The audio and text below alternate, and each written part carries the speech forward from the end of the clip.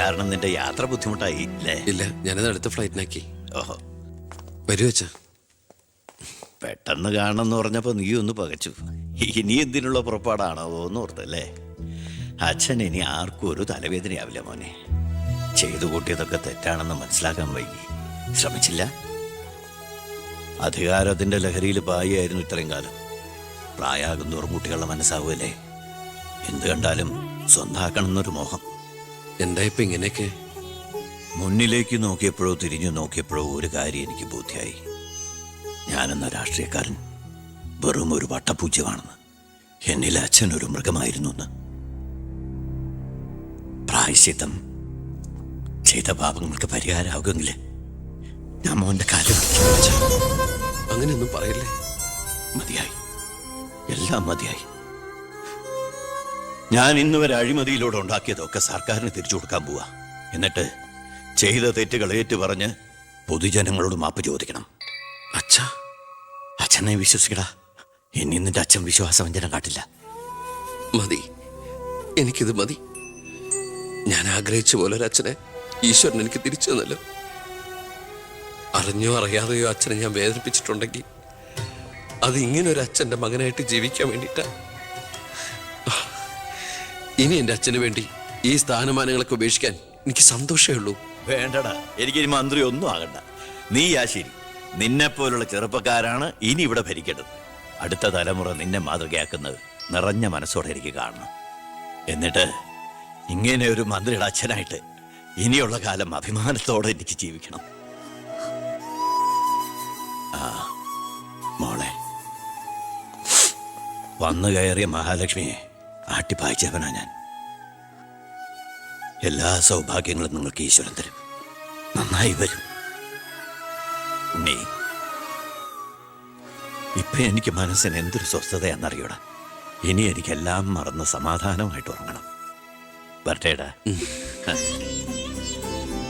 ആ, നീ ഡൽഹി യാത്ര കഴിഞ്ഞ് തിരിച്ചു വന്നാൽ ഉടൻ രണ്ടുപേരും തറവാട്ടിലേക്ക് താമസം മാറണം. മറ്റേ മോളെ,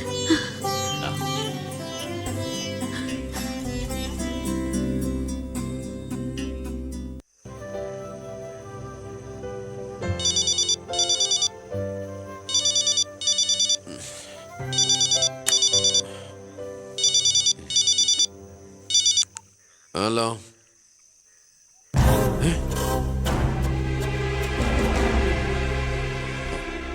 എപ്പോ?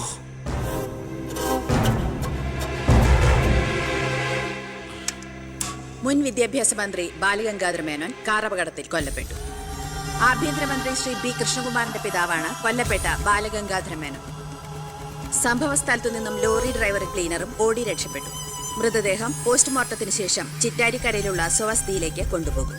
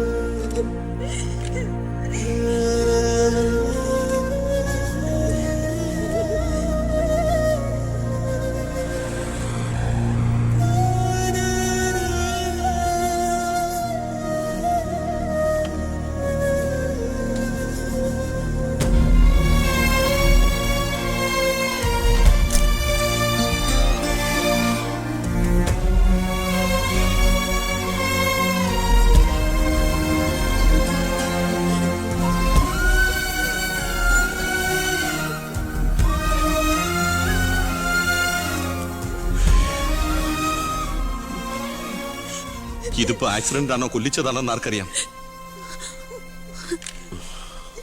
അധികാരം ഒഴിഞ്ഞു കൊടുക്കാതിരിക്കാൻ വേണ്ടി സ്വന്തം മകൻ തന്നെ കൊല്ലിച്ചതാണെന്ന് എല്ലാരും പറയുന്നേ.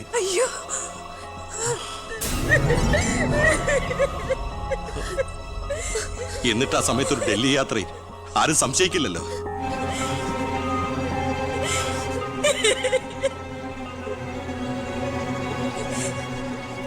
അമ്മേ, അച്ഛനേക്കാൾ വലുതാണോടെന്ന് എനിക്ക് അധികാരം, മന്ത്രിസ്ഥാനം.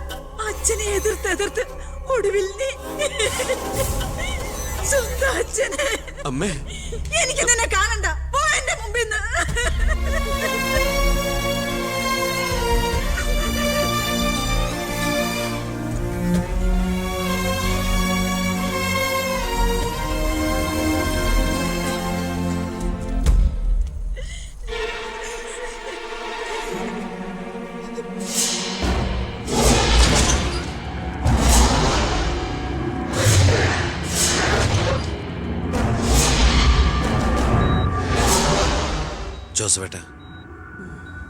ജോസഫേട്ടൻ അച്ഛൻ്റെ കൂടെ എങ്ങനെയാ?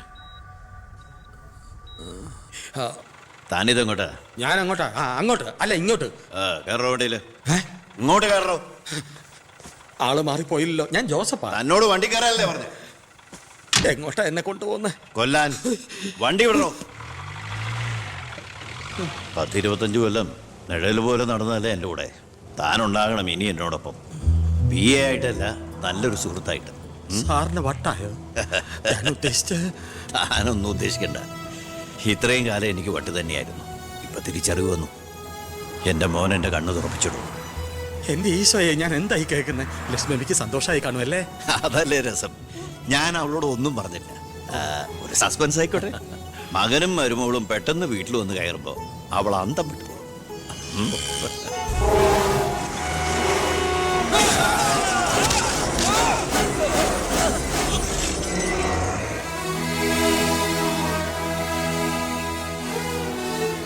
ആ ഇടിയിൽ ഞാൻ തെറിച്ചുപോയി. അതൊരു സാധാരണ ആക്സിഡന്റ് ആയിരുന്നെന്ന് എനിക്ക് തോന്നുന്നില്ല.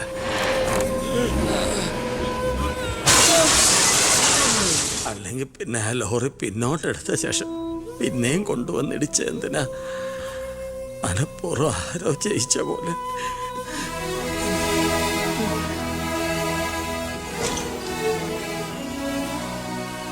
സർ, ഒരു കാര്യം, ആ ലോറി ഡ്രൈവറും കിളിയും ഒളിച്ചിരിക്കുന്ന സ്ഥലം കണ്ടുപിടിച്ചു.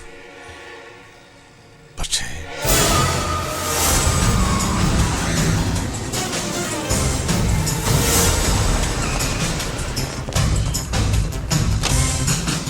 ആ ഗേറ്റ് ക്ലോസ് ചെയ്യൂ. ആരെയും വെളിയിലേക്ക് വിടണ്ട. Come on, round up, go fast.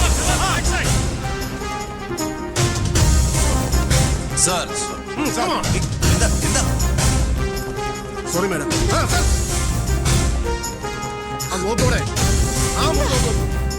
ആ ബാത്റൂമില്.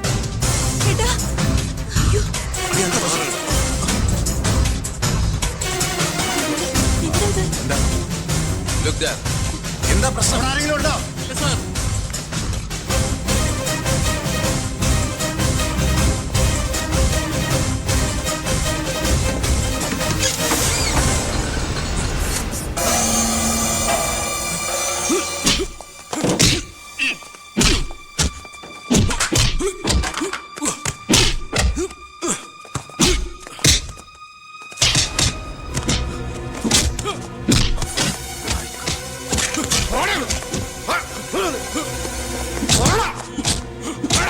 ആരും നീ മേനോ സാറിനെ കൊന്നു.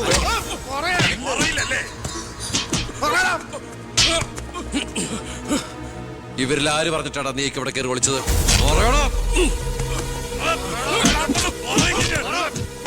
നിർത്തുന്നുണ്ടോ? അമ്മേ, എന്താ എന്താ ഇവിടെ? അമ്മേ, ഇവന് അച്ഛനെ, എന്നിട്ട് ഈ വീട്ടിൽ തന്നെ. വേണ്ട, നീ നിന്റെ പോലീസും ചേർന്ന് എന്നെ ബോധ്യപ്പെടുത്താനാണ് ഈ വേഷം കെട്ടെങ്കിൽ അത് വേണ്ട. നിനക്ക് എന്ന് തുടങ്ങിയിടാ നിന്റെ അച്ഛനോട് ഇത്ര സ്നേഹം? ദയവ് ചെയ്ത് ഇവിടുന്ന് ഇറങ്ങി പോകുന്നുണ്ടോ? ഇല്ല, ഇവനെ കൊണ്ട് സത്യം പറയിപ്പിച്ചിട്ട് ഞാൻ പോവൂ. ഈ ലോകത്ത് എന്റെ അമ്മയെ മാത്രം എനിക്ക് ബോധിപ്പിക്കണം ഞാനല്ല എന്റെ അച്ഛനെ കൊന്നതെന്ന്. പറയടാ, ആരടാ നിന്റെയൊക്കെ പിന്നില്? ആരടാ നിന്റെയൊക്കെ പിന്നില്? പറയാൻ ആരടാ എന്റെ അച്ഛനെ കൊന്ന്? ഇവനെ തല്ലിക്കൊന്നാലും പറയില്ലടാ. എനിക്കറിയാം ആരാണെന്ന്. ഇനി എനിക്ക് പിടിച്ചു നിൽക്കാനാവില്ല. ഞാൻ പറയാം. നീ ഇതുവരെ എഴുന്നേറ്റില്ലായിരുന്നു? ഇന്നലെ ശകലം ലേറ്റായി. ശരി, ഞാൻ കുറെ നേരം കാത്തിരുന്നായിരുന്നു. എന്താ രാവിലെ? എനിക്കൊന്ന് അമ്പലത്തിൽ പോകണം. അമ്പലത്തിലേക്കോ? അതെ, 20 കൊല്ലങ്ങൾക്ക് ശേഷം. പിന്നെ ഞാൻ ഇന്നലെ നമ്മുടെ ഉണ്ണിയുടെ അടുത്ത് പോയിരുന്നു. പരസ്പരം എല്ലാ വിഷമങ്ങളും പറഞ്ഞു തീർത്തു. അവൻ വെറും പാവാ മോനെ, ശുദ്ധഭാവം. ഇപ്പൊ എന്റെ മനസ്സ് മുഴുവൻ കുറ്റബോധ. നമുക്കെന്താടാ ഭ്രാന്തായിരുന്നു? ആവശ്യമില്ലാത്തതൊക്കെ ചിന്തിച്ച് ഒടുവിൽ നമ്മുടെ ഉണ്ണിയെ ഓർക്കുമ്പോ തന്നെ സഹിക്കാൻ വയ്യ. ഞാൻ ഇതുവരെ ഉണ്ടാക്കിയ കോടികളുടെ കള്ളപ്പണം മുഴുവൻ സർക്കാരിന് തിരിച്ചേൽപ്പിക്കാൻ പോവാ. എന്താ നീ എന്താ ഒന്നും മിണ്ടാത്ത? ഞാൻ എന്നും അച്ഛനെ അനുസരിച്ചിട്ടല്ലേ ഉള്ളൂ. അച്ഛൻ എന്തു പറയുന്നോ ഞാൻ അതുപോലെ ചെയ്യാം. ഇതുപോലെ തങ്കപ്പെട്ട മരുമക്കളെയും മോനെയും കിട്ടിയതാ എന്റെ സമ്പാദ്യം. ആ, എല്ലാം നല്ലതിനാണെന്ന് ഓർത്ത് സന്തോഷിക്കാം അല്ലേ? ആ പവി, അമ്പലത്തിൽ പോയതിന് ശേഷം ഞാൻ ആ വഴി തന്നെ തിരുവനന്തപുരത്തേക്ക് പോകും. അവിടെ ഒരു പത്രസമ്മേളനം അറേഞ്ച് ചെയ്തിട്ടുണ്ട്. ജനങ്ങളുടെ മുമ്പിൽ ഞാൻ എന്ന അഴിമതിക്കാരൻ്റെ കുറ്റസമ്മതം. എനിക്കിപ്പോൾ വേണ്ടത് മനസമാധാനമാണ്. മനസമാധാനം മാത്രം.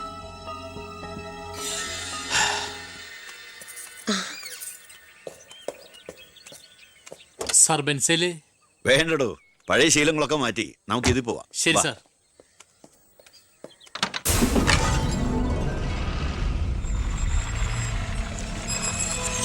White ambassador KL1888 X minister Balagangadhara Menon 8 മണിക്ക് മുമ്പേ കാർ നാഷണൽ ഹൈവേ വഴി വരും.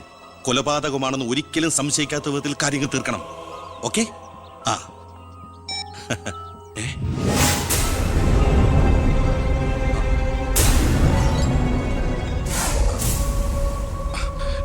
നീ ഇവിടെ നിപ്പുണ്ടായിരുന്നോ?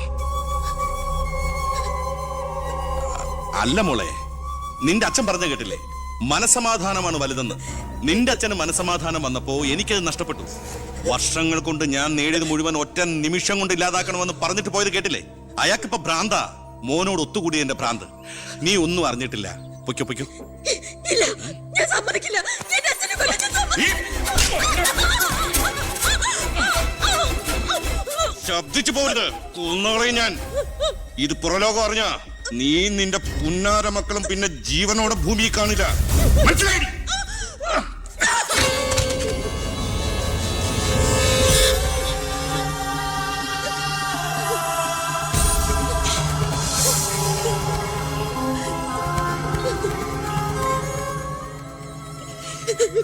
അയാള് ദുഷ്ടനാ. പണത്തിന് വേണ്ടി എന്തും ചെയ്യാൻ മടിയില്ലാത്തവൻ. ഞാനിത് പറഞ്ഞു, എന്നെ കുട്ടികളെ അയാള് കൊല്ലും. പറഞ്ഞില്ലെങ്കിൽ ഈ ജന്മം എന്റെ അച്ഛന്റെ ആത്മാവിനോട് പൊറുക്കില്ലടാ. മോനെ ഉണ്ണി, എന്നോട് പൊറുക്കടാ.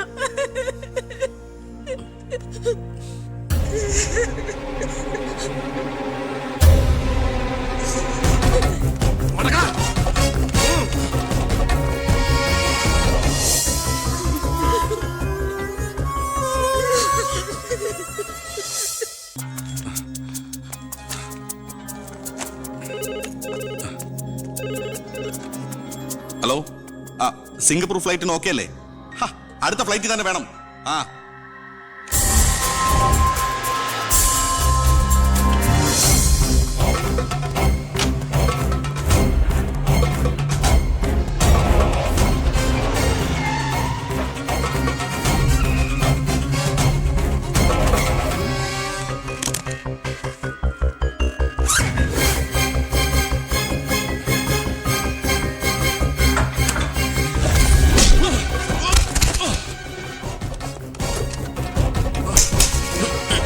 എന്ത് തെറ്റാ എന്റെ അച്ഛൻ നിന്നോട് ചെയ്തേ? എന്തിനാ എന്റെ അച്ഛനെ നീ? ഞാനെന്ത് ചെയ്തെന്നാ? നീ ഒന്നും ചെയ്തില്ലല്ലേ? സാർ സാർ ആഹാ, അപ്പൊ ഏതാണ്ടൊക്കെ അറിഞ്ഞു അല്ലേ? പക്ഷെ ആ കൊലയ്ക്ക് പിന്നെ ഞാനാണെന്ന് നിനക്കൊരു കോടതിയിലും തെളിയിക്കാൻ കഴിയില്ല. അത്രയ്ക്ക് പ്ലാൻഡ് ആയിരുന്നടാ മാത്. ഇനി നീയാണ് എനിക്ക് പ്രശ്നമെങ്കിൽ കൊല്ലും ഞാൻ. എന്നിട്ട് കാശെറിഞ്ഞൊരു ബിനാമിയെ കൊലയാളിയാക്കി നിയമത്തിന് മുമ്പിൽ ഇട്ടുകൊടുക്കും. സാർ സാർ സാർ സാർ വെറുതെ എന്റെ യാത്ര മുടക്കരുത്.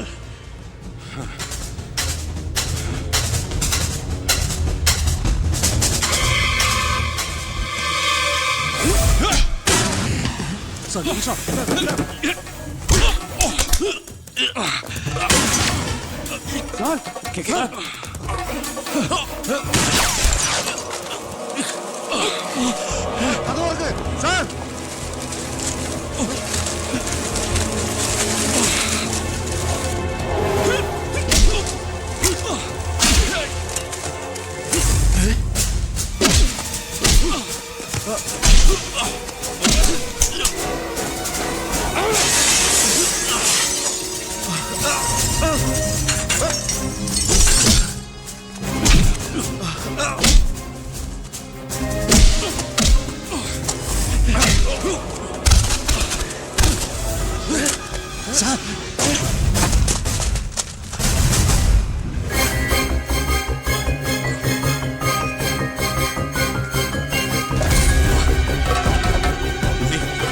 ഉണ്ണി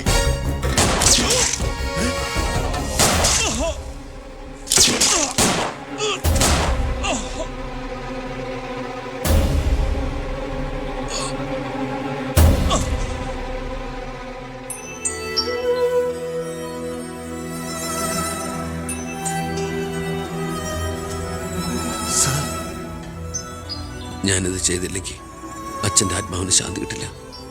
എന്ത് ശിക്ഷ ഏറ്റുവാങ്ങാനും എനിക്ക് സന്തോഷമേ ഉള്ളൂ. നോ സർ, സാർ ശിക്ഷ ഏറ്റുവാങ്ങി ജയിലിൽ കിടക്കേണ്ട ആളല്ല. നിങ്ങളെപ്പോലൊരു മന്ത്രിയെ ഈ നാടിന് ആവശ്യം. ജനങ്ങൾ അത്രമാത്രം പ്രതീക്ഷ സാറിന് അർപ്പിച്ചിരിക്കുന്നു. ഒരുപാട് നന്മകൾക്ക് വേണ്ടി ഇത് നമുക്ക് മറക്കാം സാർ. അതെ സർ.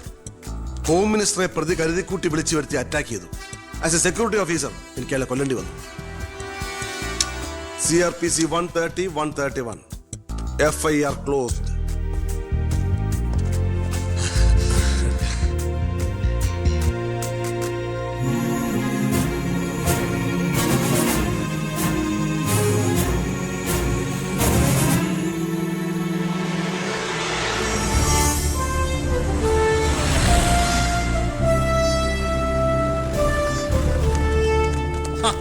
കൃഷ്ണകുമാർ നന്നാവുന്നുണ്ടോ?